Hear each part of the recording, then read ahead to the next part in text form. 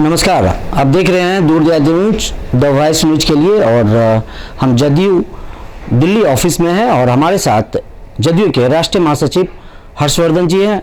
Sir के party से संबंधित हमारा सवाल है।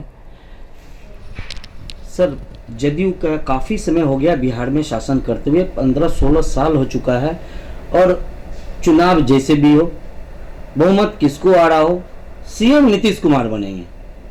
ये क्या है? विकास मॉडल है, विश्वास मॉडल है, सुशासन है, क्या है ये? जितने भी चीज़ आपने कही ये सारी चीज़ें हैं।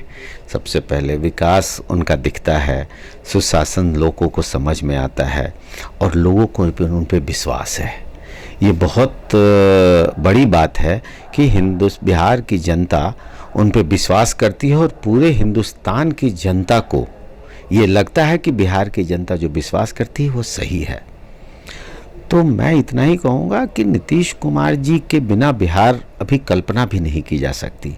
बिहार को लोगों ने उस स्थिति में देखा है जब बिहार में कोई लीडरशिप नहीं था, कोई मतलब नेता के नाम पे सारे लोग बगलर थे, सारे लोग चोरी चमारी में जुटे हुए थे। कोई किसी का खा रहा था, कोई मतलब कोई घोटाला कर रहा था, कहीं कुछ था, कहीं आग जली थी, कहीं लूट था, कहीं अपहरण हो रहा था। उस नीचे स्तर से बिहार को उठा के जो आदमी लाया हो और लेके आसमान तक पहुंचाया हो, उस बिहार के लोगों को अगर अपने मुख्यमंत्री पे विश्वास नहीं होगा तो किस पे विश्वास होगा? उन लोगों ने देखा है नीतीश कुमार के कार्य को, उन लोगों ने देखा है कि गुंडे जो लोगों के घर में घुस जाते थे वो बिहार छोड़कर भाग गए या जेल में हैं या मारे गए। वो चीज़ें लोगों ने जब देखी है और विश्वास किया है तो लोग अभी हिल नहीं सकते। अभी क्या, अगले कई बरस तक हिल नहीं सकते। उनको वो नीतीश कुमार के अच्छे कार्यों को, मैं तो यही कहूँगा कि नीतीश कुमार जी अपने कार्यों का खुद समीक्षा करते हैं और खुद समीक्षा करके उसको और बेहतर बनाते हैं।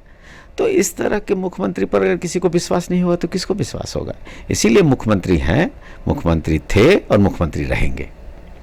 बिहार में केंद्रीय कैबिनेट मिनिस्टर स्वर्गीय रामविलास पासवान जी के चिराग जी ने सवाल खड़े किए थे। उनके 6 सांसद उनके विधायक थे और उन्होंने पिछले चुनाव में नीतीश जी का जिस ढंग से विरोध किया, उनकी पार्टी का सफाया हो गया, अकेले बच गए हैं सांसद।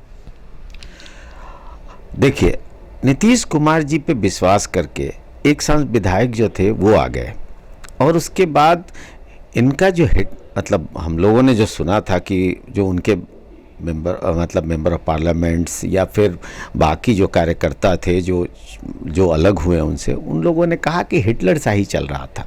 रामविलास पासवान सभी को अपना बेटा मानते थे, सब उनके लिए चिराग थे।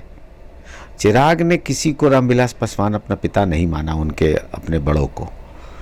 तो लोगों ने उनको छोड़ दिया, लोगों ने नीतीश कुमार पर विश्वास किया और लोगों ने यूपीए विश्वास किया, बीजेपी पे विश्वास किया और वो उनसे अलग हुए और अलग होकर अपनी पार्टी बनाई, अपना ही पार्टी बनाकर रोज आज सरकार में है। पशुपति पारस जी अच्छा कार्य कर रहे हैं, अपने विभाग को बहुत तेज़ी से बढ़ा रहे हैं। उनके कार्य कुशलता को देख के पता चलता है कि उन्होंने बहुत अच्छा डिसीजन लिया। और बिहार में आरजेडी जो कि अच्छे खासे विधायक की संख्या होने के बाद भी विपक्ष में है और वो लगातार नीतीश सरकार को घेरने की कोशिश कर रहे हैं और साफ कह रहे हैं कि नीतीश सरकार हर एक पायदान पर विफल है। अगर विफल हैं तो 16 सालों से सरकार में कैसे हैं? प्रश्नवाचक चिन्ह उनके जवाब और सवाल दोनों पे बनता है, लेकिन हर्षवर्धन जी से इसका जवाब लेते हैं। देखिए, आरजेडी पिछले चुनाव में नीतीश कुमार जी के साथ चुनाव लड़ी थी, जेडीयू के साथ चुनाव लड़ी थी और 101 सीट में 81 सीट आई थी। इस बार 150 से ऊपर सीट वो चुनाव लड़े हैं और 75 पे आए हैं। मुझे नहीं लगता है किस तरह से वो चुनाव जीते हैं। मेरा तो मानना है कि उनका डिटोरिएशन है। वो 81 सीट से 75 हो गए और सीटें लड़ी 101 से 150 के करीब। तो मैं ये कहना चाहता हूँ कि वो अपना गाल बजाने के लिए विपक्ष को कुछ भी करे। नीतीश कुमार जी का अपना है कि अपना रास्ता पकड़ते हैं, अपना चलते हैं और उनको बोलते हैं ना, कुत्ता भौंके हजार हाथी चले बाजार, ये पुराना कहावत है। मुझे तो अपना कार्य करते रहते हैं, उन किसी की चिंता वंता करते नहीं हैं, अपने और आप कार्य कर रहे हैं और मेहनत कर रहे हैं और वो सफल हो रहे हैं। मोस्ट एक्टिव चीफ मिनिस्टर्स में से हैं, इस उम्र में भी मोस्ट एक्टिव हैं। और इन जो युवा जिनको आप लोग बोल रहे हैं, उन युवाओं से ज़्यादा कार्य क्षमता, उनसे ज़्यादा एक्टिव, उनसे ज़्यादा एक्यूरेट, उनका ज़्यादा विजन, सारी चीज़ें हैं। और जब अब यही नहीं, कैबिनेट भी वो अलग अलग जगह पे करते हैं। आज उन्होंने वाल्मीकि नगर में कैबिनेट किया है, वहाँ से जाके मोतिहारी में प्रोग्राम अभी दिया है, और मैसिव भीड़ लोग मतलब जुटे हुए हैं, चारों तरफ लोग खड़े हैं। नीतीश कुमार का बात ही दूसरा है। नीतीश कुमार को कहाँ आप विपक्ष के लोगों से मिला रहे हैं? एक लास्ट क्वेश्चन, अपने युवा की बात की, चिराग, आरजेडी के युवराज और कन्हैया कुमार जो लेफ्ट से कांग्रेस में आए, और वो भी लगातार तीनों मिलकर एक तरह से नीतीश कुमार को तिगरी में घेरने की कोशिश कर रहे हैं, लेकिन नीतीश कुमार बार बार सीएम बन रहे हैं। देखिए, पहले ये तीनों आपस में लड़ के ये तय कर लें कि कौन लीडर होगा।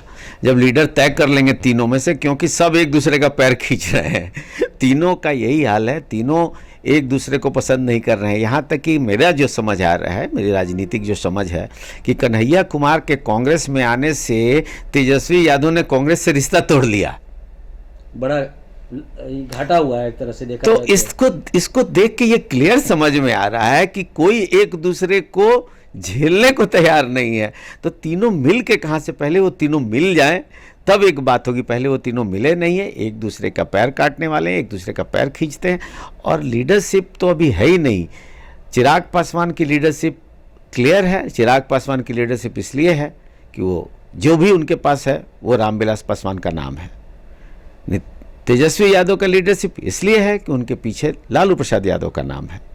और कन्हैया कुमार कम्युनिस्ट है, आके कांग्रेस लेफ्ट से राइट, राइट से लेफ्ट घूमने का उनका जो सिस्टम है, इससे पता चल जा रहा है कि वो बेचैन हैं कुर्सी के लिए। तो इन लोगों की बात, इन लोग किसको क्या घेरेंगे? एक शेर को घेरने के लिए बहुत ताकत चाहिए, वो है नहीं। और नीतीश कुमार लीडर हैं, पहले अपना लीडरशिप डेवलप करिए, फिर उनके सामने खड़े होइए। जनता के लिए क्या मैसेज है? जनता के लिए यही मैसेज है कि नीतीश कुमार जी जो अच्छा कार्य कर रहे हैं उस पर आप ध्यान दें और सहयोग करें हर जगह। और आप अपनी बातों को जब भी उठाते हैं, नीतीश कुमार जी उसको पसंद करते हैं, और नीतीश कुमार के कार्यों को आप लोग अप्रिशिएट करते हैं। इसके लिए बहुत बहुत धन्यवाद। आप सुन रहे थे बेबाकी से राष्ट्रीय महासचिव हर्षवर्धन जी को। मैं रवि नीरज, जदयू दिल्ली ऑफिस से, दूर देहात द वॉइस न्यूज के लिए। लगातार हम यहाँ की सारी खबरें आप तक पहुँचाते रहेंगे। धन्यवाद। नमस्कार सर। नमस्कार।